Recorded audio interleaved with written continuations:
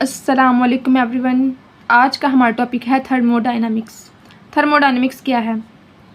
देखें, कुछ डायग्राम बनाई गई हैं हमने उसमें आप देखें कि हमने पहले क्या लिया है। हमने पहले स्टैंड लिया है, फिर ऊपर हमने एक कंटेनर लिया है, उसमें हमने कुछ सोल्यूशन रखा है और सोल्यूशन के ऊपर हमने कुछ प्रेशर अप्लाई किया है। किसकी फॉर्म में? पिस्टन की फॉर्म में। ठीक है। नीचे हमने अब एक बर्नर रखा है। जब हम इस बर्नर को जलाएंगे तो जलाने की वजह से क्या होगा जब हम बर्नर को जलाएंगे तो जलाने की वजह से इस कंटेनर में हीट पहुंचेगी और हीट पहुंचने की वजह से क्या होगा, इसका टेम्परेचर इंक्रीज़ हो जाएगा। जैसे ही इसका टेम्परेचर इंक्रीज़ हो जाएगा तो जो सोल्यूशन के पार्टिकल थे वो क्या हुए, वो कुछ एक्सपैंड हो जाएंगे। जब एक्सपैंड हुए तो एक्सपैंड होके वो किस फॉर्म में आ गए? इसकी फॉर्म में आ गए। मीन क्या हुआ कि कंटेनर देखें, अब पहले किस फॉर्म में था? पहले सोल्यूशन बहुत ही थोड़े से पोर्शन में मौजूद था। अब क्या हुआ, अब ये कंटेनर के तकरीबन हाफ से भी ज़्यादा पोर्शन में फैल चुका है और पिस्टन क्या है, प्रेशर भी कम अप्लाई हुआ है। ठीक है। क्या हुआ क्योंकि हीट करने की वजह से हमारे पास ये हुआ कि जो सोल्यूशन के पार्टिकल थे वो क्या हुए, वो एक्सपैंड हो गए। ठीक है। अब जो हीट, पहले हमने क्या किया, पहले हमने इन कंटेनर को हीट दी ना, हीट दी तो फिर क्या हुआ, उसका टेम्परेचर इंक्रीज़ हुआ। जैसे टेम्परेचर इंक्रीज़ हुआ तो उस पर क्या हुआ, वर्क डन हुआ। वर्क डन मीन कि क्या, उसका जो गैस के या सोल्यूशन के पार्टिकल्स हमारे पास यहाँ पे मौजूद थे ना, वो क्या हुए, वो एक्सपैंड हो गए। तो इस सारे प्रोसेस को हम क्या कहते हैं? इस सारे प्रोसेस को हम कहते हैं थर्मोडायनामिक्स। आगे हमारे पास है केमिकल थर्मोडायनामिक्स। केमिकल थर्मोडायनामिक्स में बताता है क्वांटिटेटिव रिलेशनशिप किसके दरमियान? हीट ऑफ केमिकल रिएक्शन के दरमियान and other forms of energy के दरमियान। कौन बताता है? Chemical thermodynamics. अब इसको ऑब्जेक्टिव क्या है? इसके हमारे पास ऑब्जेक्टिव हैं। ये फर्स्ट क्या है, ये हमें बताता है यील्ड ऑफ प्रोडक्ट जो हमारे पास ऑब्टेन्ड होती है किसी भी केमिकल रिएक्शन के दौरान, वो कौन बताता है? Chemical thermodynamics. सेकेंडली हमें बताता है कि हमारे पास कितना इम्कान है कि हमारा जो रिएक्शन है वो प्रोसीड होगा भी या नहीं होगा। थर्डली ये हमें डिफरेंट प्रोसेसेस के बारे में बताता है, like lowering of vapour pressure, elevation of boiling point, depression of freezing point and distribution loss. अब हम लास्ट डिस्कस करते हैं किसके? हम थर्मोडायनामिक्स के लास्ट डिस्कस करते हैं। फर्स्ट क्या है? ज़ीरोथ लॉ में बता रहे हैं, ज़ीरो लॉ में क्या बता रहे हैं कि when two bodies have equality of temperature, जब हमारे पास दो बॉडीज़ हैं और उनका टेम्परेचर थर्ड बॉडी के बराबर है तो देन इन टर्न, तो दोबारा जब वापस आएंगे तो क्या होगा, उन दो बॉडीज़ का भी टेम्परेचर आपस में क्या होगा, इक्वल होगा। अब हम इसे समझते हैं एक डायग्राम से। देखें हमारे पास क्या है, हमारे पास यहाँ पे ए प्रेजेंट है, एक ए बॉडी प्रेजेंट है, यहाँ पे हमारे पास बी बॉडी प्रेजेंट है। ठीक है। और यहाँ पे क्या है, यहाँ पे हमारे पास सी बॉडी प्रेजेंट है। जब हमारे पास बता रहे हैं ना कि when two bodies have equality of temperature with third bodies, ठीक है, two bodies have equality of temperature with third bodies, then in turn, तो दोबारा क्या होगा, इन दो बॉडीज़ का टेम्परेचर भी आपस में क्या होगा, इक्वल होगा। देखिए यहाँ पे क्या है, टेम्परेचर ए का और बी का क्या है, बराबर है। नीचे देखें, नीचे हमारे पास टेम्परेचर ए का किसके बराबर है, टेम्परेचर सी के, और यहाँ पे टेम्परेचर बी और ए, यहाँ पे टेम्परेचर सी का किसके बराबर है, टेम्परेचर बी के। ये किस में डिस्कस कर रहे हैं? हम डिस्कस कर रहे हैं ज़ीरो लॉ में। अब हम आते हैं फर्स्ट लॉ ऑफ थर्मोडायनामिक्स पे। फर्स्ट लॉ में हमें क्या बता रहे हैं? फर्स्ट लॉ में बता रहे हैं कि energy can neither be created nor be destroyed, कि जो एनर्जी है उसे ना तो हम क्रिएट कर सकते हैं ना ही हम डिस्ट्रॉय कर सकते हैं, बट हम क्या कर सकते हैं, उसे हम चेंज कर सकते हैं। कि कैसे? One form to another form, एक फॉर्म से हम दूसरी फॉर्म में उसे क्या कर सकते हैं, उसे हम कन्वर्ट कर सकते हैं। अब हम इसे मैथमेटिकल फॉर्म में सॉल्व करते हैं। फर्स्ट लॉ को कंसिडर करें, हमारे पास क्या है, एक गैसोस सिस्टम है। ठीक है। ये सारा हमारे पास क्या है, ये सारा हमारे पास गैसोस सिस्टम है, कोई भी गैस के यहाँ पे मॉलिक्यूल प्रेजेंट है। सही है। हमने क्या किया, हमने इसे हीट दी, किस फॉर्म में, क्यू की फॉर्म में। जब हमने इसे हीट सप्लाई की क्यू की फॉर्म में तो क्या हुआ, इसका टेम्परेचर इंक्रीज़ होगा। जैसे इसका टेम्परेचर इंक्रीज़ हुआ तो यहाँ पे क्या हुआ, कुछ इसकी इंटरनल एनर्जी, जो इसकी इंटरनल अंदर वाली एनर्जी थी ना, वो क्या हुई, इंक्रीज़ होगी। Internal energy increases. जब इसकी इंटरनल एनर्जी इंक्रीज़ होगी तो क्या हुआ, यहाँ पे वर्क डन हुआ। अब हम लिखते हैं क्या हमने सप्लाई की, एनर्जी क्यू की फॉर्म में, Q equal delta E plus W. ठीक है। अब इस इक्वेशन को हम रीअरेंज करते हैं, हमने एनर्जी फाइंड करनी है। तो देखें डेल्टा ई इक्वल ये यहीं पे रहा, और ये जब इधर आओगे तो इधर आया तो क्या हो गया, माइनस क्या, क्यू माइनस डब्ल्यू। अब यहाँ पे हमारे पास जो एनर्जी चेंजेस हुए हैं वो क्या हुए हैं, बहुत ही ज़्यादा स्मॉल हैं। अब देखें डेल्टा जो है वो हम यूज़ करते हैं लार्ज चेंजेस के लिए, मतलब ना जो एनर्जीज़ में चेंजेस आते हैं ना वो लार्ज हों तो हम डेल्टा यूज़ करते हैं, अगर थोड़े से उससे स्मॉल हों तो हम क्या यूज़ करते हैं, डी। ये स्मॉल के लिए डी यूज़ करते हैं। अगर हमारे पास वेरी स्मॉल, अगर बहुत ही ज़्यादा स्मॉल चेंजेस आए हैं एनर्जी में, वेरी वेरी स्मॉल चेंजेस, तो हम क्या कर रहे हैं, हम उस फॉर्म में डेल्टा यूज़ करते हैं। अब यहाँ पे हमारे पास एनर्जी में क्या चेंजेस आई हैं, बहुत ही स्मॉल आई हैं, तो हम क्या यूज़ करेंगे, हम डेल्टा यूज़ करेंगे। Delta E equal delta Q minus delta W. Okay, अब देखें हमारे पास जो वर्क डन हुआ है वो किस फॉर्म में हुआ है, वर्क डन हमारे पास हुआ है delta E equal delta Q minus P delta we. ठीक है, इस फॉर्म में हमारे पास वर्क डन हुआ है। तो ये हमारे पास कौन सी आ गई, हमारे पास फर्स्ट लॉ को हमने यहाँ पे ख़त्म कर दिया, यहाँ पे फर्स्ट लॉ को हमने मैथमेटिकली टर्म में सॉल्व कर लिया। अब हम आते हैं इसके सेकंड लॉ पे।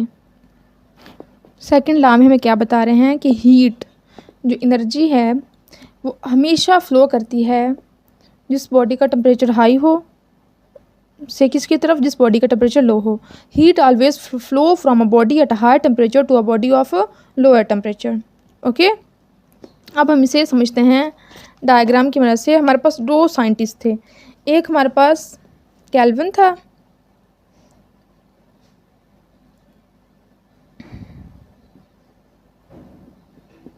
उसने हमें बताया कि देखिए हमारे पास यहाँ पे क्या है, दो सिस्टम है, एक को नाम दिया उसने T1 का और दूसरे को उसने नाम दे दिया T2 का। उसमें केल्विन हमें क्या बता रहा है कि जो हीट है वो फ्लो करती है वन सिस्टम से सेकंड सिस्टम। देखें ये पहला सिस्टम है, इससे हीट आ रही है, यहाँ पे हमारे पास क्या है, यहाँ पे हमारे पास हीट इंजन है, हीट इंजन है, सही है। तो यहाँ से जब हीट पास होके दूसरे सिस्टम में आती है तो यहाँ पे फिर हमारे पास क्या आता है, यहाँ पे हमारे पास वर्क डन होता है। ये हमारे पास Q1 मतलब पहला सिस्टम उसका टेम्परेचर T1 है, दूसरे सिस्टम का टेम्परेचर T2 है, इसकी हीट Q1 है और इसकी हीट Q2 है। ये हमें कौन बता रहा है, ये हमें बता रहा है केल्विन, ये हमें केल्विन बता रहा है। अब हम आते हैं प्लांक। प्लांक ने हमें क्या बताया,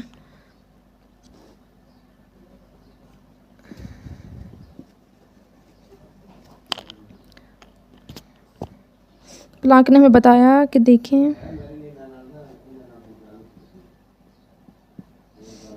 उसने हमें बताया कि देखिए हमारे पास क्या है, दो सिस्टम हैं, एक हमारे पास ये सिस्टम है, उसने भी से टेम्परेचर T1 का नाम दिया, इसका टेम्परेचर T1 है पहले सिस्टम का। दूसरा हमारे पास सिस्टम क्या है, दूसरा हमारे पास सिस्टम है T2, मतलब पहला सिस्टम उसका टेम्परेचर T1, दूसरा सिस्टम उसका टेम्परेचर हमारे पास है T2। ओके, अब ये क्या है कि इसमें हमारे पास अगला साइंटिस्ट था हमारे पास क्लोजियस।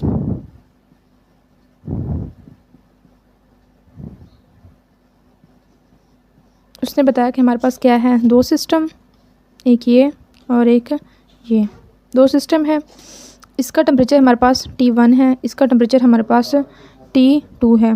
ओके, हीट क्या है, हीट फ्लो करती है, वो बता रहा है कि हीट जो हमारे पास यहाँ पे हमारे पास मौजूद है हमारा हीट इंजन, हीट फ्लो कर रही है ऐसी बॉडी जिसका टेम्परेचर लो है टू ऐसी बॉडी जिसका टेम्परेचर हमारे पास हाई है।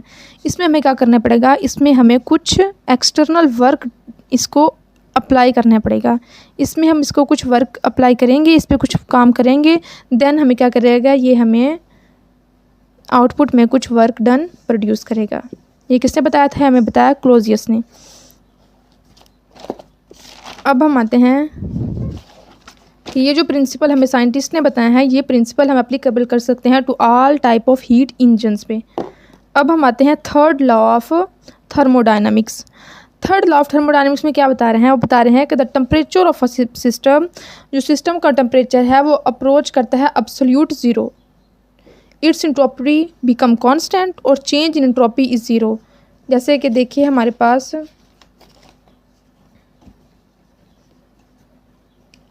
ये कंसिडर करें, ये हमारे पास क्या है, एक सिस्टम है, उसमें डिफरेंट टाइप के हमारे पास क्या हैं, पार्टिकल प्रेजेंट हैं। इंट्रोपी क्या होती है? इंट्रोपी हमारे पास रैंडमनेस ऑफ द सिस्टम है ना।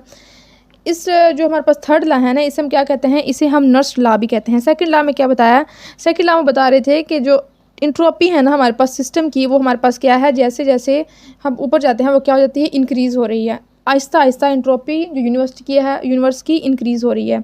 लेकिन नर्स ने कहा कि ऐसा नहीं है, हम क्यों नहीं यूनिवर्स की इंट्रोपी डिक्रीज़ क्यों नहीं कर सकते। उसने कहा कि अगर हम इस पूरे सिस्टम का देखें, उसमें हमने कंसिडर किया कि हमारे पास एक सिस्टम है, उसमें क्या है, पार्टिकल्स प्रेजेंट है, पार्टिकल्स की क्या है, उसमें इंट्रोपी प्रेजेंट है, रैंडमनेस ऑफ द सिस्टम बहुत ज़्यादा है। तो उसने कहा कि हम इसका ना जब टेम्परेचर क्या करें, 0 केल्विन कर दें। जब इसका हम टेम्परेचर 0 केल्विन कर दें तो क्या होगा, इसकी जो रैंडमनेस है वो भी डिक्रीज़ होगी। जब रैंडमनेस इसकी डिक्रीज़ होगी तो दूसरे नंबर पे क्या होगा, इसकी इंट्रोपी भी हमारे पास क्या हो जाएगी, डिक्रीज़ हो जाएगी। ओके, अब हम आते हैं इंथैल्पी के। इंथैल्पी हमारे पास क्या है, इंथैल्पी हमारे पास ये it is the heat content of the system at constant pressure पे। कांस्टेंट प्रेशर पे जो किसी भी सिस्टम की जो हीट कंटेंट होता है ना, वो सारा वो हमारे पास क्या है, वो हमारे पास है इंथैल्पी। इंथैल्पी का हमारे पास फार्मूला क्या है, जैसे कि देखें, चेंज इन इंथैल्पी किसके बराबर है, हीट ऑफ प्रोडक्ट जो प्रोडक्ट की होगी और जो हीट ऑफ रिएक्टेंट होगी। चेंज इन इंथैल्पी अगर हमारे पास 0 से ग्रेटर देन है तो वो क्या है, वो जो सिस्टम होगा हमारे पास इंडोथर्मिक होगा। लेकिन यही अगर change in enthalpy less than 0 है तो वो क्या होगा, वो जो सिस्टम में चेंज आया है वो हमारे पास क्या होगा, वो हमारे पास एक्सोथर्मिक होगा। अब हम इसे एक टर्म से समझते हैं, मैथमेटिकल इसकी फॉर्म सॉल्व करते हैं। अब देखिए हमारे पास ई क्या है, ई हमारे पास एनर्जी है, पी हमारे पास प्रेशर है, एंड वी हमारे पास वॉल्यूम है। हमने कहा था ना कि इंथैल्पी क्या है, enthalpy is the heat content of the system. अगर हमारे पास ई हमारे पास क्या है, internal energy of the system है, पी हमारे पास प्रेशर है, वी हमारे पास वॉल्यूम है, ये हमारे पास टोटल क्या है, ये सारा हमारे पास स्टेट फंक्शन है। और इस थर्मोडायनामिक ओवरऑल, इस थर्मोडायनामिक क्वांटिटी को हम क्या कहते हैं, इस थर्मोडायनामिक जो सारी क्वांटिटीज़ डिस्कस की हैं इसे हम क्या कहते हैं, इसे हम हीट कंटेंट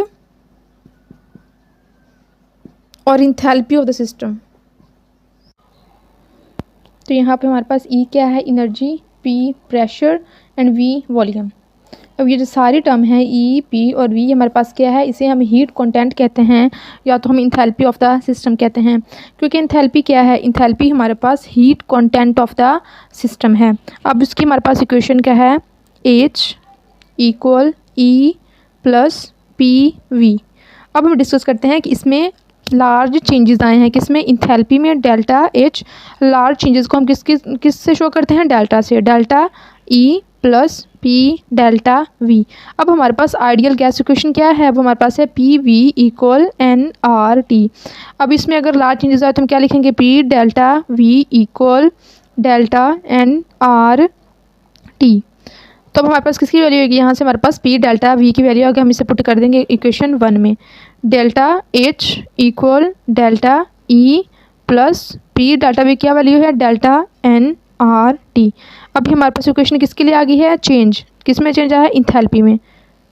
इंथैल्पी क्या है, enthalpy is the heat content of the system. अब हम डिस्कस करते हैं इंट्रोपी। इंट्रोपी को हम किससे शो करते हैं, एस से। इंट्रोपी हमारे पास क्या है, इंट्रोपी हमारे पास मेजरमेंट ऑफ डिसऑर्डर और रैंडमनेस ऑफ अ सिस्टम। किसी भी सिस्टम में जो रैंडमनेस या डिसऑर्डरनेस आता है उसे हम क्या कहते हैं, इंट्रोपी। जितनी ज़्यादा डिसऑर्डरनेस होगी किसी भी सिस्टम में उतनी ज़्यादा क्या होगी, उसकी इंट्रोपी होगी। इंट्रोपी का हमारे पास यूनिट क्या है, जाउल पर मोल पर केल्विन। ठीक है, ये अब सॉलिड लिक्विड गैस शो कर रहे हैं। देखिए सॉलिड में क्या होता है, सॉलिड में हमारे पास पार्टिकल्स बहुत क्लोजली अटैच्ड होते हैं। ठीक है, तो उसमें क्या, इसमें उतना रैंडमनेस और डिसऑर्डरनेस नहीं होता। तो सबसे कम इंट्रोपी सॉलिड में, उससे कम लिक्विड में, सबसे कम सॉलिड में होती है ना इंट्रोपी, और फिर उससे थोड़ी सी कम लिक्विड में, और फिर उससे जो ज़्यादा इंट्रोपी जो हमारे पास सबसे कम किसकी होती है, सबसे कम जो इंट्रोपी वो हमारे पास होती है सॉलिड की, उसके बाद लिक्विड की और इसके बाद गैस की। अब हम देखते हैं नीचे डायग्राम से, देखिए डायग्राम जैसे बनी हुई है। सॉलिड में देखें क्या होते हैं, सॉलिड में पार्टिकल्स एक दूसरे के बहुत ज़्यादा करीब होते हैं और लिक्विड में थोड़े से एक दूसरे से दूर होते हैं, जबकि गैस की बात करें तो गैस में पार्टिकल क्या हैं, एक दूसरे से बहुत ज़्यादा दूर दूर मौजूद होते हैं। देखें इस डायग्राम में जैसे बनाया गया है। हमने क्या पढ़ा, इंट्रोपी क्या है। इंट्रोपी किसी भी सिस्टम में जितनी उसकी ज़्यादा रैंडमनेस और डिसऑर्डरनेस होगी, ठीक है, किसी भी सिस्टम में जितनी ज़्यादा रैंडमनेस होगी और जितनी ज़्यादा डिसऑर्डरनेस होगी उसको हम क्या कहते हैं, वो हमारे पास इंट्रोपी होती है। अब सॉलिड में पार्टिकल एक दूसरे के बहुत ज़्यादा नज़दीक मौजूद हैं, ठीक है, एक अरेंजमेंट में है, उनमें कोई गैप नहीं है कि वो मूव कर सकें। लिक्विड में क्या है, लिक्विड में हमारे पास पार्टिकल थोड़े से दूर हैं, जबकि अगर हम गैस की बात करें तो गैस में देखें पार्टिकल एक दूसरे से बहुत ज़्यादा दूर हैं। जितनी ज़्यादा रैंडमनेस हो किसी भी सिस्टम में उतनी ज़्यादा उसकी इंट्रोपी होगी। तो इंट्रोपी सबसे ज़्यादा किसकी है, हमारे पास गैस की, गैस के बाद किसकी है, लिक्विड की, और लिक्विड के बाद हमारे पास सॉलिड की। तो आज का लेक्चर यहीं पे एंड होता है। कल मिलेंगे एक नए लेक्चर के साथ। अगर वीडियो अच्छी लगी हो तो चैनल को सब्सक्राइब कीजिए और अपने फ्रेंड्स के साथ शेयर कीजिए। कल मिलेंगे एक नए लेक्चर के साथ। तब तक के लिए अल्लाह हाफिज़।